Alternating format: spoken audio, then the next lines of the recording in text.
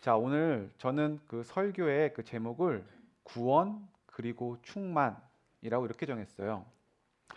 오늘 함께 보신 그 본문 속의 그 분위기를 보면 굉장히 즐거워하고 이렇게 기뻐하는 그런 분위기가 이렇게 있죠. 근데 언뜻 보면 이 오늘 설교의 이 제목과 그리고 오늘 이 성경 속의 본문 속의 분위기는 언뜻 보면 이렇게 좀 연관이 없어 보이기도 해요. 하지만 제가 이렇게 설교를 본문을 정하고 묵상하면서 오늘 설교의 제목을 왜 구원과 충만으로 이렇게 정하게 됐는지 여러분과 함께 이렇게 나누고자 합니다. 오늘 함께 보신 그 본문 속 분위기는 기쁨으로 이렇게 가득 차 있죠. 계속해서 나오는 그 단어가 기쁨 그리고 즐거움 이런 단어들이 나오게 되는데 성경에서도 기쁨이라는 단어가 정말 많이 나와요. 그렇다고 해서 이 기쁨이라는 이 감정을 성도들만이 누릴 수 있는 그런 전유물은 아니에요. 왜냐하면 그 기쁨이라는 단어를 그 원어로 찾아보게 되면 그 성도들이 누리는 그 기쁨과 그리고 세상의 기쁨을 구분해서 사용하지 않고 있어요. 그러니까 성도가 느끼는 기쁨이든 성도가 아닌 자들이 누리던 기쁨이든 모든 단어를 기쁨이란 단어를 한 단어로 사용하게 되는데 즉 이 말은 뭐냐면 기쁨은 모든 사람이 느끼는 공통적인 감정입니다. 하지만 분명한 것은 그 세상의 기쁨과 그리고 성도들의 느끼는 기쁨에는 분명한 차이가 있음을 오늘 본문에서 이야기를 하는데 오늘 본문 그 43절 한번 다시 한번 띄워 주시겠어요? 43절 오늘 함께 읽을 본문은 이렇게 시작하죠. 이날에라고 시작을 해요. 자, 이날은 예루살렘에 그 돌아온 느헤미야와 이스라엘 백성들이 대적들의 방해 속에서도 그 성벽을 완성한 날이에요. 그 노예 생활을 하다가 고향으로 돌아와서 그 성벽을 지었죠. 느헤미야의 전체적인 이야기가. 그리고 그 성벽을 짓고 그 52일 만에 그 완성을 한 날이에요. 그리고 이어지는 그 본문이 무리가 큰 제사를 드리고라고 이렇게 이야기를 하잖아요. 그러니까 성벽을 완성하고 나서 그들이 가장 먼저 했던 것이 지금 제사를 드리고 자, 즉 예배를 드렸다는 소리예요. 그리고 이어지는 그 본문을 보게 되면 이렇게 나오죠. 심히 즐거워하였으니라고 이렇게 이야기를 해요. 자, 이런 모습은 좀 지극히 자연스러운 모습인 것 같아요. 오랜 노예 생활을 하고 다시 고향으로 돌아오고 무언가를 지금 열심히 하고 그 결과물을 바라보면서 느끼는 이 감정. 이거는 굳이 성도들만이 아니더라도 이거는 성도들이 아닌 사람들도 느낄 수 있잖아요. 어떠한 목표를 갖고 목표를 이루었을 때 그 목표를 바라보면서 느끼는 그 감정, 그 기쁨. 근데 오늘 본문에서는 이스라엘 백성이 느끼는 이 기쁨은 세상의 기쁨과는 분명하게 다름을 이야기해요. 왜냐하면 그 이어지는 구절이 하나님이 크게 즐거워하게 하셨으므로라고 이렇게 이야기를 하거든요. 자, 이것을 무엇을 의미하냐? 기쁨이라는 단어는 저희는 딱 두 종류로 구분할 수 있을 것 같아요. 어떻게 구분할 수 있냐면 하나님께로부터 온 기쁨 그리고 하나님께로부터 오지 않은 기쁨. 하지만 때론 저희가 성도인 저희들도 무엇이 하나님으로부터 온 기쁨이고 무엇이 아닌지는 구분하기가 어려울 때도 있잖아요. 그리고 사실 저희가 정말 자위로 정말 열심히 노력해서 하나님이 원하지 않는 기쁨을 추구하지 않는 이상 어떻게 보면 모든 기쁨의 원천은 하나님으로부터 온 것도 사실입니다. 그리고 하나님께서는 저희가 이 땅을 살아가면서 분명하게 원하는 것은 저희가 기쁨을 누리면서 살아가기를 너무나도 원하세요. 제가 지금부터 성경 세 구절을 읽을 텐데 한번 좀 집중해서 한번 볼 수 있기를 바랍니다. 예수님께서 이 땅에 오셔서 처음 침례 요한으로부터 침례를 받았을 때 하늘에서는 이러한 음성이 들렸어요. 마태복음 3장 17절인데 3장 17절에서 이렇게 이야기를 해요. 하늘로부터 소리가 있어 말씀하시되 이는 내 사랑하는 아들이요 내 기뻐하는 자라 하시니라. 자, 이 말은 예수님께서는 기쁨이다 라고 지금 하나님께서 말씀하고 계시는 거예요. 예수님은 기쁨이다. 그리고 변화산에서 하늘에서 음성이 한 번 더 들리게 되죠. 마태복음 17장 5절에서는 이렇게 이야기를 해요. 말할 때에 호련히 빛난 구름이 그들을 덮으며 구름 속에서 소리가 나서 이르시되 이는 내 사랑하는 아들이요 내 기뻐하는 자니 너희는 그의 말을 들으라. 자, 예수님께서는 기쁨이신데 그 예수님의 말을 들으래요. 그리고 예수님께서 저희에게 이렇게 말씀을 하셨어요. 요한복음 15장 11절입니다. 내가 이것을 너에게 이름은 내 기쁨이 너희 안에 있어 너의 기쁨을 충만하게 하려 함이라. 자, 이 세 구절의 이야기는 다시 한번 정리를 드리면 예수님은 기쁨이세요. 그리고 기쁨인 예수님의 말을 들으래요. 그리고 예수님께서는 저희에게 나는 너희가 기쁨이 충만하길 원한다. 자, 이것이 성도들에게 세상의 기쁨이 아닌 하나님으로부터 오는 기쁨을 저희에게 주시는 이유입니다. 그렇기 때문에 오늘 본문을 소개하는 그 느헤미야의 전체 이야기를 보아도 그 포로 생활 중에 돌아오게 하시고 그리고 성벽을 재건해야 되는 그런 비전을 허락하시고 그리고 성벽을 건설하고 있는 것 중에서도 참 많은 어려움이 있었거든요. 근데 그때마다 하나님께서는 도움을 주셔서 그들이 성벽을 재건할 수 있게 해줬어요. 그리고 이스라엘 백성들이 계속해서 기뻐할 수 있도록 해주셨거든요.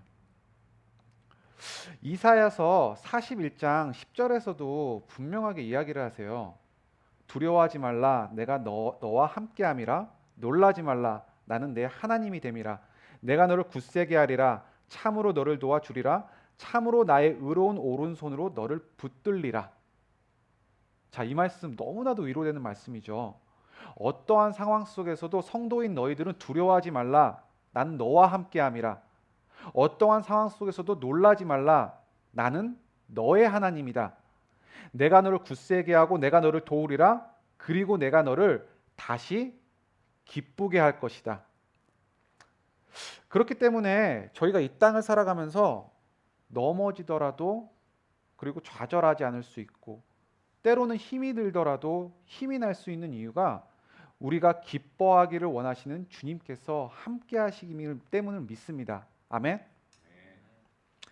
자, 그런데 본문을 묵상하면서 성도들이 때로는 악한 길에 있을 때 주님께서는 돌이키게 하시고 그리고 기쁨을 주시고 때로는 힘들어하는 모습에 도와주시는 하나님이신데 오늘 본문 속에 이스라엘 백성과 같이 기뻐하고 감사하고 예배를 드리면 저희는 끝인가? 이런 생각을 하게 됐던 것 같아요. 분명히 주님께서는 저희가 기쁘기를 원하시죠. 그리고 때로는 힘든 일이 있을 때 도와주시는 분임도 분명히 알아요. 그리고 도움을 경험한 적도 많아요. 그렇기 때문에 저희는 감사하고 기뻐하고 주님한테 예배를 드리는 것, 여기가 과연 끝일까? 여러분은 최근에 정말 이거는 하나님께서 도우셨구나. 하나님께서 나에게 도와주셨기 때문에 내가 기뻐하고 있구나 라는 경험을 언제 해보셨나요? 저는 최근에 영주권 문호가 이렇게 열려서 영주권을 이렇게 신청할 수 있게 되었어요. 참 오래 기다렸거든요. 그리고 그 영주권 문호가 뭐 대선 때문에 열린다 안 열린다 더 후루 밀린다 뭐 이런저런 얘기가 많았었는데 이번 달에 열려서 이제 신청을 할 수 있게 됐어요. 근데 그걸 생각했을 때 처음엔 오랫동안 거의 한 26개월 정도 기다렸던 것 같아요. 처음에는 그 문호가 열렸다는 것 아직 뭐 그렇다고 해서 끝난 건 아니지만 그 문호가 열렸다는 그 사실 하나만으로도 너무나도 기쁜 거예요. 그리고 지난 날을 돌이켜 보니까 그 순간순간 하나님께서 도우시고 인도하시고 그리고 이곳에서 함께 예배를 드릴 수 있는 이것들 너무나도 기쁘고 감사한데 한편으로는 이런 생각도 들어요. 제 원래 성격이 그래서 그런지 모르겠지만 그래서 그 다음은 또 그 다음 일이 또 남았는데 분명히 감사하고 기뻤는데 저는 그 다음에 또 힘든 일이 또 생각이 나더라고요. 오늘 본문 속 이스라엘 백성들을 이렇게 한번 생각해 보아도 그들은 분명히 지금 오랜 포로 생활을 했었죠. 그리고 그들을 다시 고향 땅으로 돌아오게 하셨어요. 그리고 그들에게 비전을 허락하셨습니다. 그리고 그 비전을 이루어나가는 과정 가운데 어려움이 있을지라도 하나님께서는 계속해서 도와주시고 이스라엘 백성들을 기쁘게 하셨죠. 하지만 저희가 성경을 이스라엘 백성들의 역사를 저희가 아는 저희들은 그 후에 이스라엘 백성들은 어떻게 됐나요? 회복했지만 또다시 잊어버리고 원래의 자리로 돌아가요.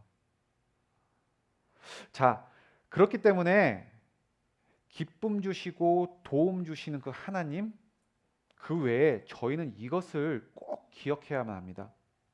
그것이 무엇이냐면 하나님께서는 그의 도우심의 그 과정 가운데 그 과정을 통해서 저희가 성장하기를 원하세요.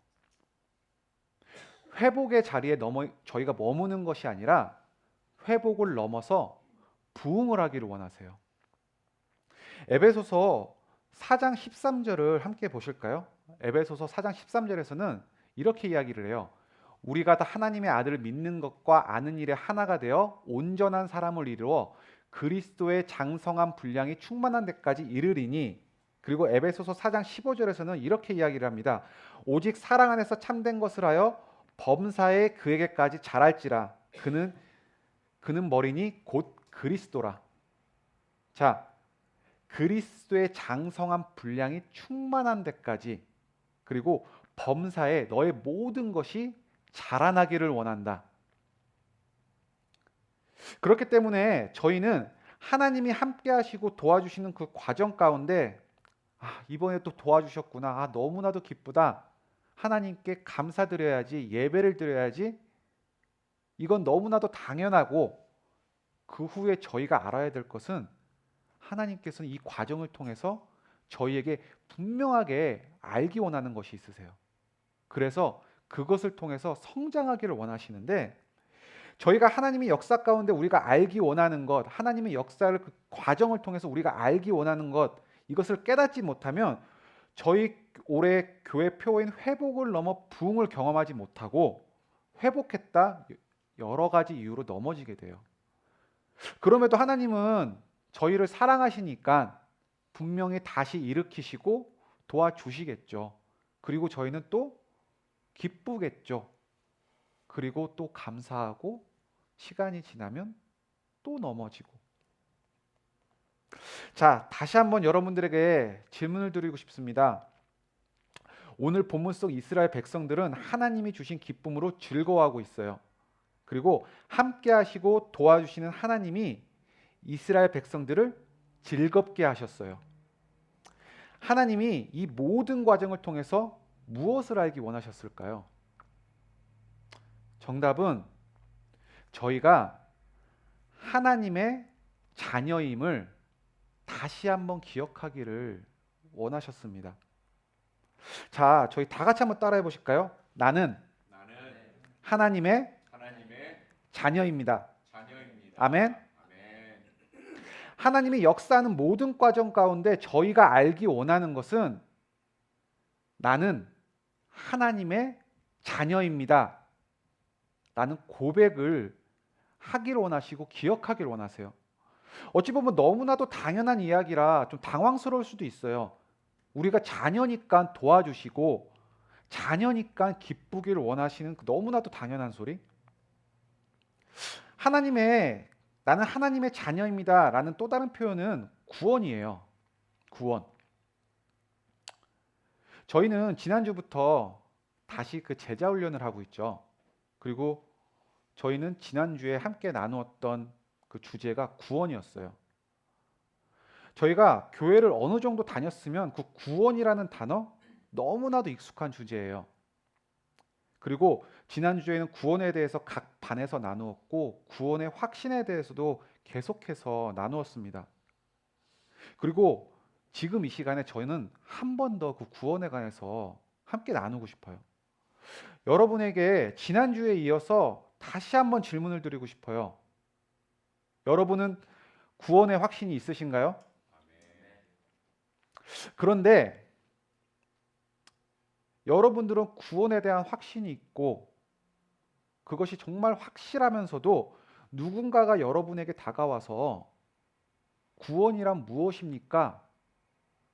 이렇게 질문을 하면 여러분은 뭐라고 이렇게 대답을 하시겠어요? 우리는 다 구원받은 성도로서 오랫동안 살아왔잖아요. 그리고 구원의 확신도 가지고 있어요. 그리고 구원이라고 하는 이 단어가 얼마나 익숙한 단어인지 모릅니다. 근데 누군가가 도대체 성도가 아닌 다른 사람들이 여러분들에게 다가와서 도대체 구원이 무엇입니까? 라고 묻는다면 저희는 겨우 이 정도로 대답을 할 것 같아요. 십자가에 죽으시고 부활하신 예수님을 믿음으로 죄 씻음 받고 천국 가는 것. 맞죠? 예수님께서 저희들의 죄를 대신하여 대속하여 주시고 저희는 사망의 골짜기에 머무를 수밖에 없지만 저희는 천국에 가는 것. 너무나도 당연한 말이에요. 근데 한번 생각을 한번 해봤으면 좋겠습니다. 구원은 무엇입니까? 라는 이 정도 질문에 예수 믿고 천국 가는 것, 오늘 죽어도 천국 가는 것, 이 정도로만 알고 있다면 이 정도의 구원에 대한 지식을 가지고 구원받은 성도답게 우리는 살아갈 수 있는가? 다른 반은 모르겠지만 제가 함께 했던 그 반에서는 구원에 관해서는 모두 확신이 있었어요. 하지만 신앙의 성숙도에 대한 고민은 있었거든요. 우리는 구원을 가지고 있어요. 구원에 대한 확신을 가지고 있습니다. 그렇기 때문에 우리는 구원받은 성도로서 살아가야만 하잖아요. 어떻게 저희는 구원받은 성도로서 살아갈 수가 있을까요? 구원받은 성도답게. 그것은 구원이 무엇인지 저희는 알아야 돼요. 저는 저희들의 삶에 계속해서 성도답게 살아가지 못하고 기쁨의 삶을 누리지 못하는 여러 가지 이유가 있겠지만 그 중에서 가장 중요한 이유는 우리가 이처럼 구원에 대해서 너무 얄팍하게 알고 있다는 거예요. 구원에 관해서 너무나도 얄팍하게. 구원에 대해서 저희가 이렇게 얄팍하게 알게 되면 저희들도 성도답게 살아가는 그 삶이 너무나도 얇을 수밖에 없어요. 그 구원에 관해서 깊이 알면 알수록 구원받은 신자의 성도의 삶은 더욱더 깊어질 수가 있는데 이렇게 그저 예수님을 믿어서 나는 천국 가는 것, 오늘 죽어도 나는 천국 가는 것, 요 정도로만 알고 있다면 딱 이 정도로밖에 저희는 성도답게 살아갈 수밖에 없어요. 그래서 바울은 우리의 구원의 감격과 구원의 부요함을 가지고 살아야 할 것을 너무나도 강조하는데 에베소서 1장 18절 19절 저희 다 함께 읽어볼게요. 너의 마음의 눈을 밝히사 그의 부르심의 소망이 무엇이며 성도 안에서 그 기업의 영광의 풍성함이 무엇이며 그의 힘의 위력으로 역사하심을 따라 믿는 우리에게 베푸신 능력이 지극히 크심이 어떠한 것을 너희로 알게 하기를 구하노라. 그리고 에베소서 3장 19절에서 이렇게 이야기를 해요. 그 너비와 길이와 높이와 길이가 어떠함을 깨달아 하나님의 모든 충만하신 것으로 너희가 충만하게 하시기를 구하노라. 너희는 그 구원에 있어서 얄팍하게 아는 게 아니라 그 길이가 얼마나 긴지 그 깊이가 얼마나 깊은지 너희들은 깨달아 알기를 원한다. 그리고 너희가 충만하기를 원한다. 라고 이렇게 말씀을 하세요. 이것은 무엇을 의미하냐면 구원에 관해서는 그저 죄 씻음 받고 천국 가는 것 이것이 아니라 너희들이 정말 그 구원이 깊이가 얼마나 깊은지 아니? 너희가 그 구원이 그걸 알므로써 너희들이 얼마나 풍성해질 수 있는지를 아니? 라고 이렇게 묻고 있는 것이거든요. 바울은 도대체 왜 이렇게 그 구원의 알매 있어서 그 풍성함을 저에게 이렇게 강조하고 있을까요? 왜냐하면 구원의 그 풍성한 만큼, 아는 것에 있어서의 풍성한 만큼 너희가 성도답게 살아갈 수 있고 주님께서 주시는 그 기쁨과 은혜를 너희가 이 땅에서 누릴 수 있기 때문입니다. 여러분들에게 다시 한번 질문을 드리고 싶어요. 분명 여러분들은 하나님의 도우심을 경험했던 적이 있어요. 그리고 다시금 기쁨이 회복된 적이 분명히 있으십니다. 그런데 현재 지금 여러분의 신앙은 점점 성장하고 계신가요? 여러분은 구원에 대한 그 알매에 있어서 그 풍성함이 점점점 커지고 계신가요? 성장하기 위해서 우리는 무엇을 할 수 있죠? 기도를 하죠. 그리고 말씀을 보고 어떤 이들은 섬김을 합니다. 맞습니다. 이런 것들 너무나도 필요해요. 하지만 이 모든 것들의 그 기초는 저희가 구원의 알매에 있어 그 풍성함에 있어요. 그 구원에 대한 풍성함이 없다면 우리는 때로는 결심하지만 실패하고 아니면 예전에 경험했던 그 경험만을 계속해서 우려먹을 수밖에 없습니다. 누가 봐도 그 성숙한 사람들의 고백을 들어보면 그들 고백 가운데 공통적인 특징은 그 자녀됨의 풍성함이 있어요. 구원에 대한 풍성함이 있습니다. 구원에 대한 알매에 있어서 그 풍성함이 있어요. 성경에 많은 인물들이 나오지만 그 구원에 대한 풍성함, 자녀됨의 풍성함에 그 있는 인물을 꼽으라고 하면 그 바울이 좀 대표적인 예일 것 같아요. 사도행전의 이야기의 반 이상을 바울이 차지하고 신약 성경의 70% 이상은 바울이 쓴 그 서신으로 차 있거든요. 그의 행적 너무나도 대단하죠. 때로는 저렇게까지 우리가 살 수 있을까라는 의문이 들 정도로 그의 행적은 너무나도 대단한 것 같아요. 그런데 이 시간 그의 모든 행적보다 정말 기억하기 원하는 그 바울의 고백이 있습니다. 사도 바울은 고린도전서 15장 9절 10절에서 이렇게 고백을 했어요. 나는 사도 중에 가장 작은 자라. 나는 하나님의 교회를 박해하였으므로 사도라 칭함받기를 감당하지 못할 자니라. 그러나 내가 나된 것은 하나님의 은혜로 된 것이니 내게 주신 그의 은혜가 헛되지 아니하여 내가 모든 사도보다 더 많이 수고하였으나 내가 한 것이 아니요 오직 나와 함께 하신 하나님의 은혜로다. 갈라디아서 6장 14절에서는 또 이렇게 고백을 합니다. 그러나 내게는 우리 주 예수 그리스도의 십자가 외에 결코 자랑할 것이 없으니 그리스도로 말미암아 세상이 나를 대하여 십자가에 못 박히고 내가 또한 세상을 대하여 그러하니라. 사도 바울은 하나님의 놀라운 은혜를 경험하고 하나님의 도구가 되었지만 결코 자신을 자랑하지 않아요. 그리고 그의 삶은 구원의 알매에 있어 풍성함이 있었기 때문에 풍성하게 자녀답게 살아갔습니다. 그리고 그가 마지막으로 고백한 그 고백은 십자가 외에 나는 자랑할 것이 없다라고 이렇게 고백을 했습니다. 그랬기에 여러분에게 그래서 마지막으로 질문을 다시 한번 드리고 싶어요. 여러분은 하나님의 자녀가 맞습니까? 저는 사실 본문을 묵상하면서 가장 처음에 여러분들과 함께 나누고 싶었던 주제는 처음에 말했던 것처럼 그 기쁨과 하나님의 그 도우심에 관한 거였어요. 근데 제가 구원 그리고 충만 이렇게 그 주제를 이렇게 바꾸게 됐던 계기가 지난주에 제가 아는 지인과 함께 지인이 저에게 전화를 했었어요. 한국에 계신 목사님인데 제가 그분을 처음 알게 된 것은 신학교를 첫 해 입학했을 때 같이 입학한 동기거든요.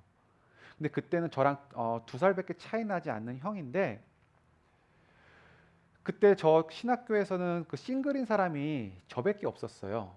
그래서 뭐 추수감사절이고 크리스마스고 그리고 무슨 일이 있고 그러면 저를 꼭 집에 초대해서 저를 굉장히 많이 챙겨주셨거든요.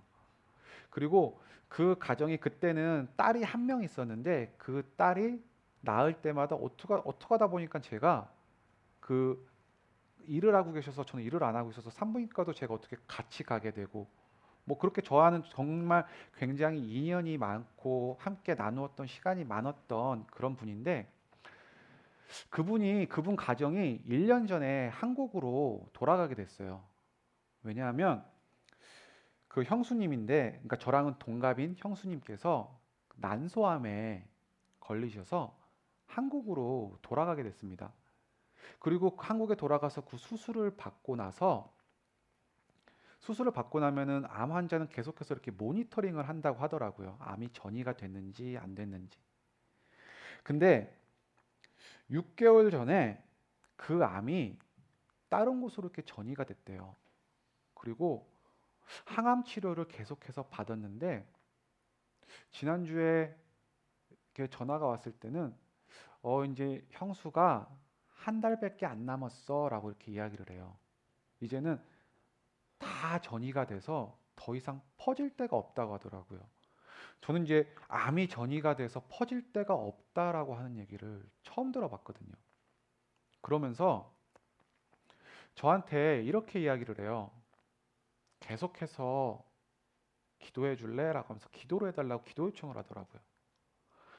근데 저는 처음에 저한테 기도 요청을 했을 때 뭐라고 기도를 해야 될지 모르겠더라고요. 이미 암은 다 퍼져서 한 달밖에 남지 않았다고 하는데.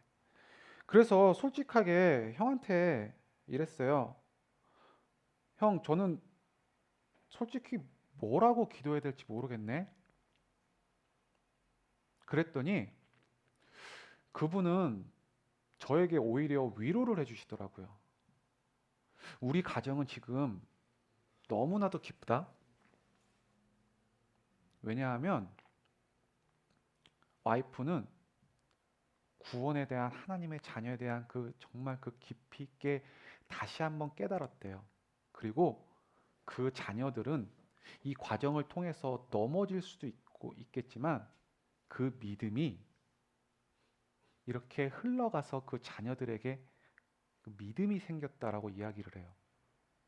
그러면서 저에게 하는 말이, 끝까지 기도해줘. 그리고 우리 자녀들의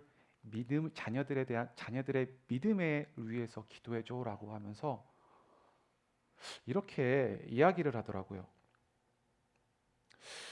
여러분들에게 다시 한번 질문을 드리고 싶습니다. 여러분의 삶 속에서는 구원의 알매 있어서의 그 풍성함이 있으신가요? 그리고 구원의 그 풍성함이 있어 구원받은 자답게 여러분들은 지금 살아가고 계신가요?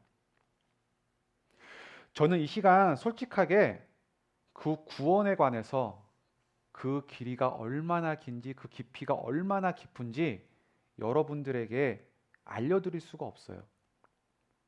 개인적으로 예전과 비교하면 조금은 더 알게 된 것은 사실이지만, 그렇다고 저는 누구보다 많이 알고 있기 때문에, 더 깊이 알고 있기 때문에 여러분들에게 구원에 대해서 이렇게 알려드립니다 라고는 못해요.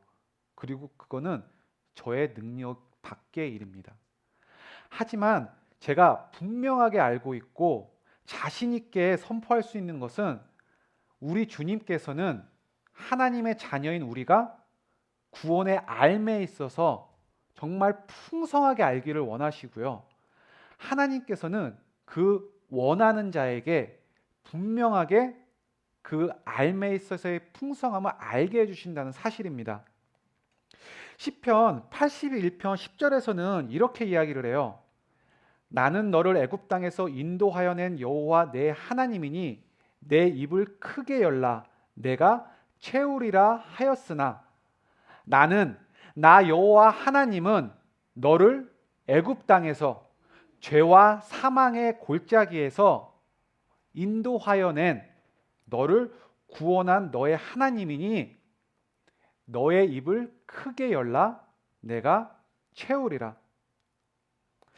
그렇기에 이 시간 여러분들에게 다시 한번 정말 간절히 권면하길 바랍니다. 여러분들의 삶 속에 있어서 그 구원의 풍성함이 있고 그 풍성함을 가지고 구원받은 성도답게 살아가고 그로 인해서 여러분들로 인해서 여러분의 주위의 모든 사람들이 그 믿음을 가지고 하나님의 자녀가 되어 하나님께 영광 돌릴 수 있는 저와 여러분이 되기를 주님의 이름으로 소원드립니다.